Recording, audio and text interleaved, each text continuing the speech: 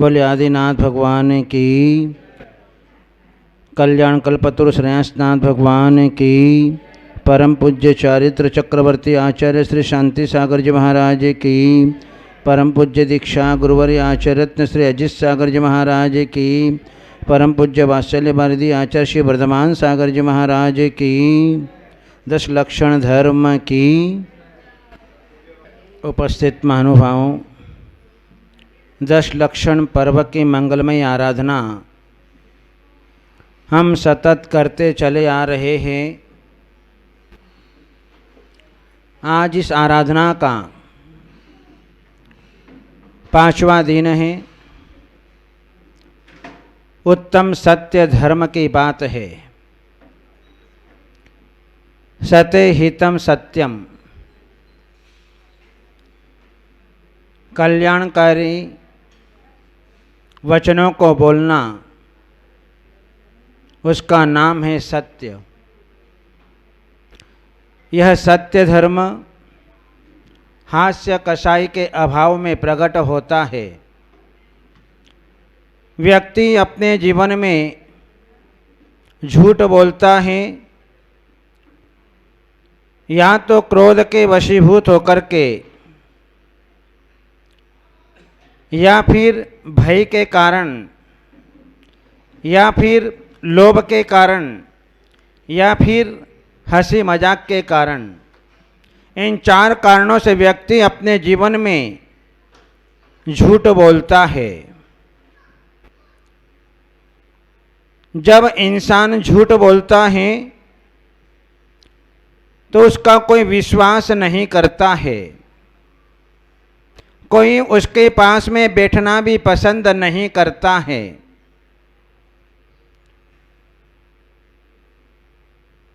असत्य के कभी पैर नहीं होते। सत्य परेशान जरूर होता है, लेकिन पराजय कभी नहीं होता है। सत्यमेव जयते हमारे आचार्य भगवंतों की उद्घोषणा है, और हमारी राजकीय मुद्रा के ऊपर भी सत्यमेव जयते शब्द अंकित है। सत्य की ही विजय हुआ करती है। सत्य कभी नहीं हारता। सत्य तो एक अटल ध्रुव तारे की तरह है। सत्य के द्वारा ही, सत्य के माध्यम से ही व्यक्ति अपने जीवन में सब कुछ प्राप्त करता है। यदि इंसान थोड़ा सा भी झूठ का सहारा लेता है तो लोकापवाद हो जाया करता है। और जब जब भी सत्य धर्म की बात आती है, उसका संबंध वाणी के द्वारा, उसका संबंध भाषा से हुआ करता है। व्यक्ति की परीक्षा अपने जीवन के अंदर वाणी से हुआ करती है, उनकी भाषा से हुआ करती है, उनके अच्छे सद्व्यवहार से हुआ करती है कि व्यक्ति किस प्रकार का है, सज्जन है या दुर्जन। जहां हम अपने जीवन में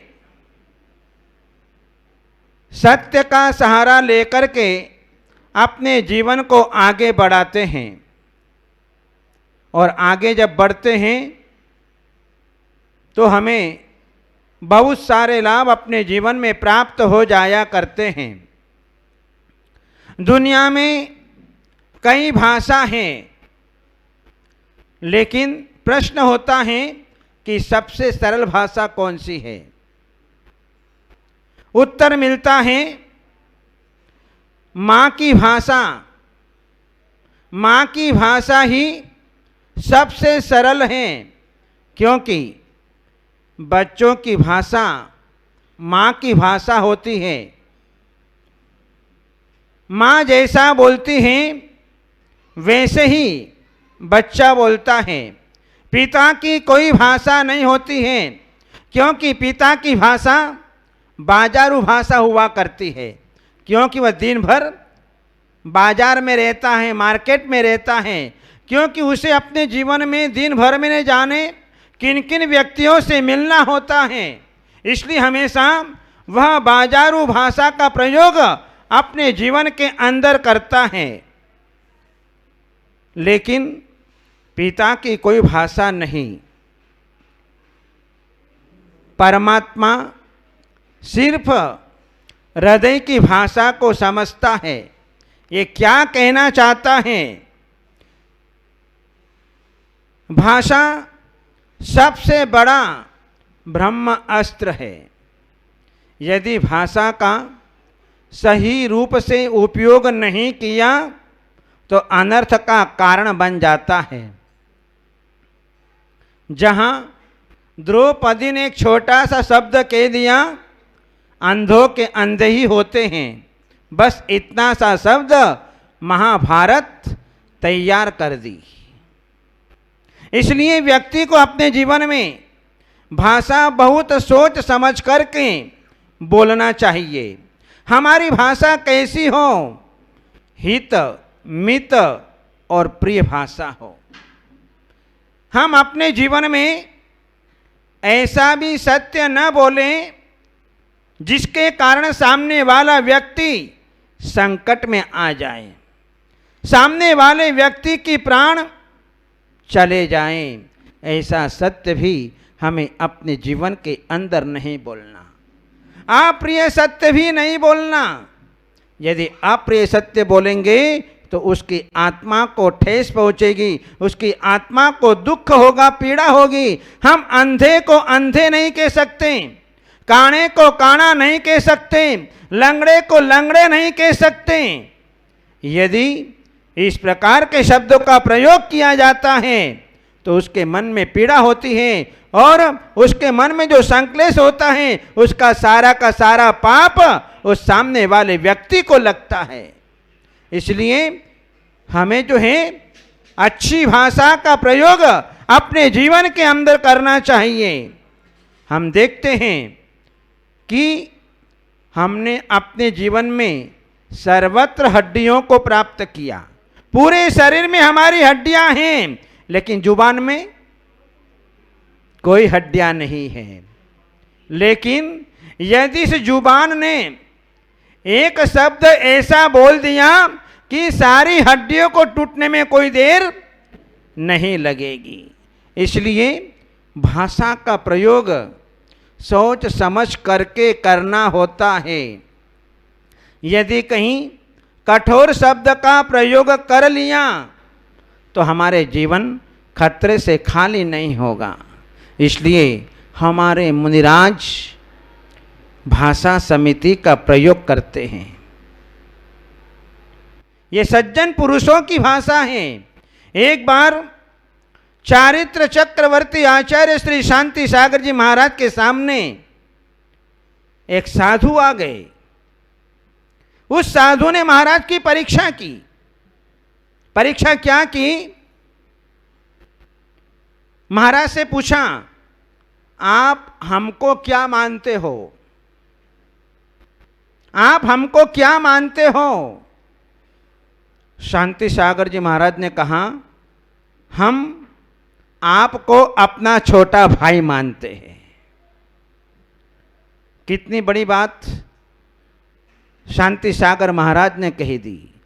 हम आपको अपना छोटा भाई मानते हैं। इस प्रकार से अपनी भाषा समिति का अच्छी तरह से प्रयोग किया, सामने वाला खुश हो गया।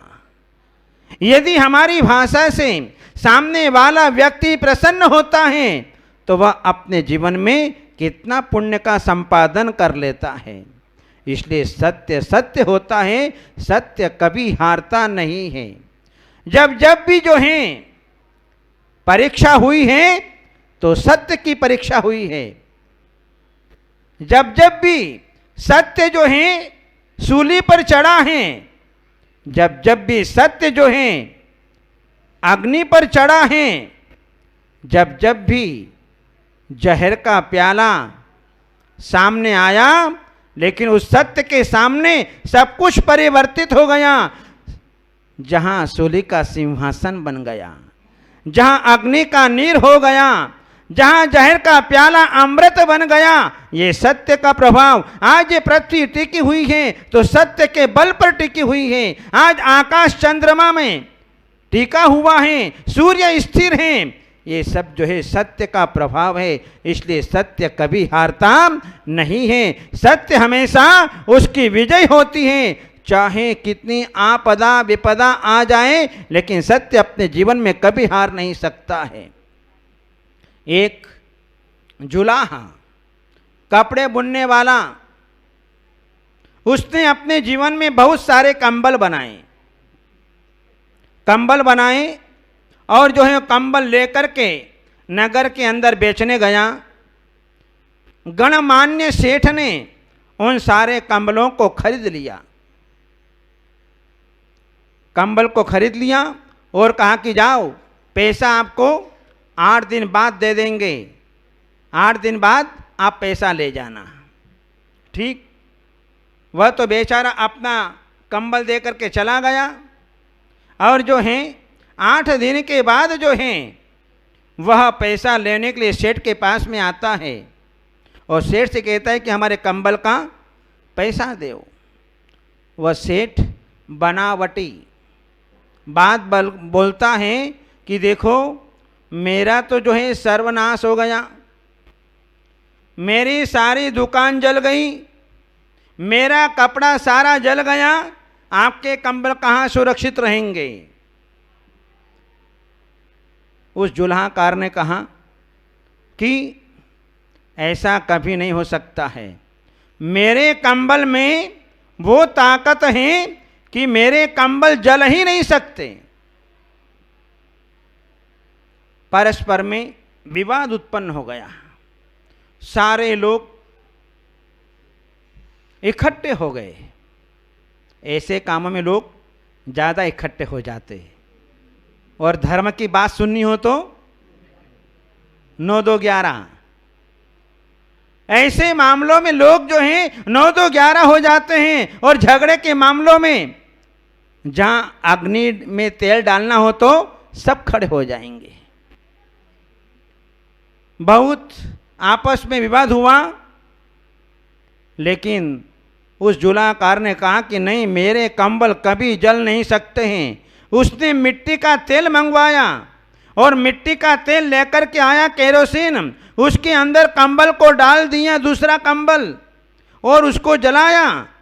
उसका जो एक भी धागा, उसका जो है एक भी नहीं जला। सब लोग आश्चर्यचकित, कपड़ा तो जल जाता है, धागा तो जल जाता है, और जहां कपड़ा जलता है इसका मतलब उसके अपने जीवन में वृद्धि होनी है। इधर जो है भीड़ में से एक विजय कुमार जी जैसे आदमी बोल पड़े, क्यों भाई, क्या बात है, असली बात बता। सेठ जी से कहा, असली बात क्या है। बोले, मैंने जो है अपने दुकान में आग लगी तो मैंने जो है इसके कंबल उठा करके अपने घर के अंदर रख दिए।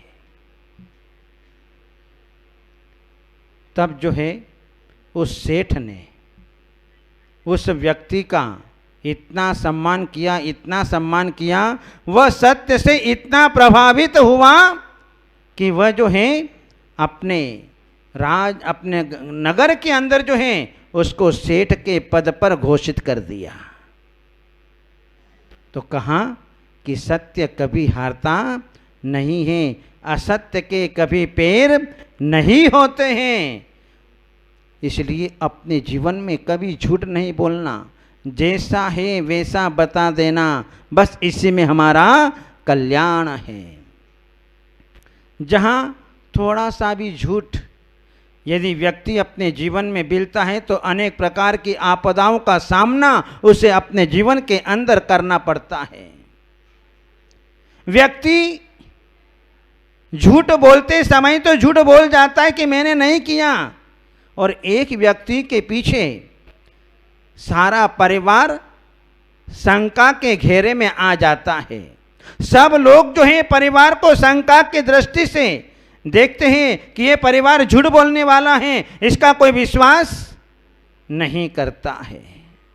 इसलिए सत्य सत्य होता है। वसु झूठ सेती नरक पहुंचा, स्वर्ग में नारद गया। एक थोड़ा सा झूठ बोल दिया तो कहाँ आकाश में स्फटिक का सिंहासन बना हुआ था और जो है धड़ाम से पृथ्वी पर आ गया। फिर भी उसे कहा कि अभी अभी बोल दो सत्य, कि गुरु जी ने हमको क्या पढ़ाया था, अजर यष्टव्यम का अर्थ क्या बतलाया था। लेकिन अंत में उसने झूठ ही बोला, और जैसे झूठ बोला कि वह जो है सिंहासन पृथ्वी के अंदर धंस गया और मर करके जो है राजा वसु नरक में चला गया। और जिसने सत्य का सहारा लिया वह स्वर्ग में चला गया। व्यक्ति अपने जीवन में अपने द्वारा ही मार्ग खोलता है। यदि सत्य बोलता है तो अपने जीवन में देव पर्याय का मार्ग खोल लेता है, और यदि असत्य का सहारा लेता है तो सीधा नरक गति का मार्ग अपने जीवन के अंदर खोल लेता है। सत्यवादी राजा हरिश्चंद्र, जिसने स्वप्न में सारा राज्य दान में दे दिया, और जब नींद भंग हुई तो सामने ऋषि आकर के खड़े हो गए, लाओ सारा राज्य, आपने जो है स्वप्न में दान दे दिया सारा राज्य।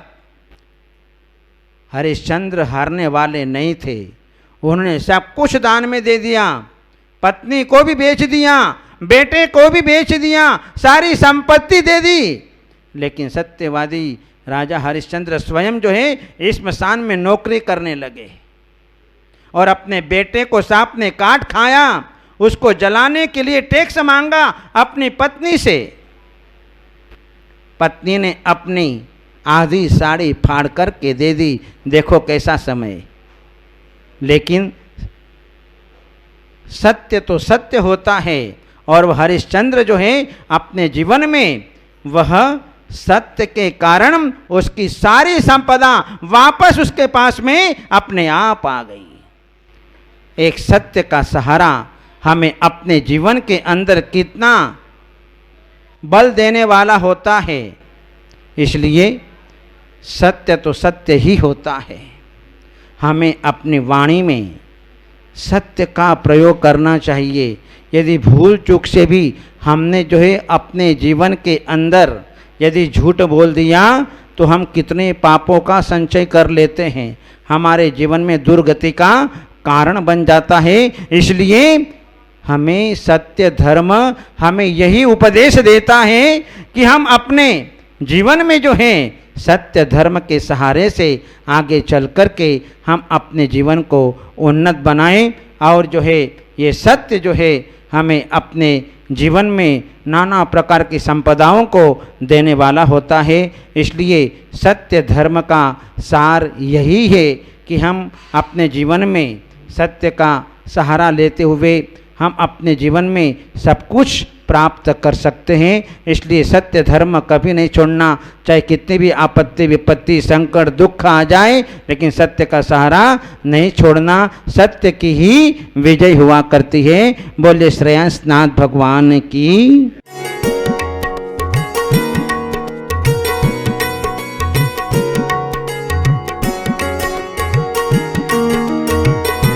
इस कार्यक्रम के पुण्यार्चक थे परम गुरु भक्त